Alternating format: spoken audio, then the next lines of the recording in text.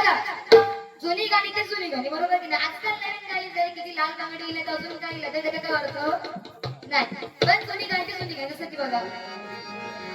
ही चाल तुर तुर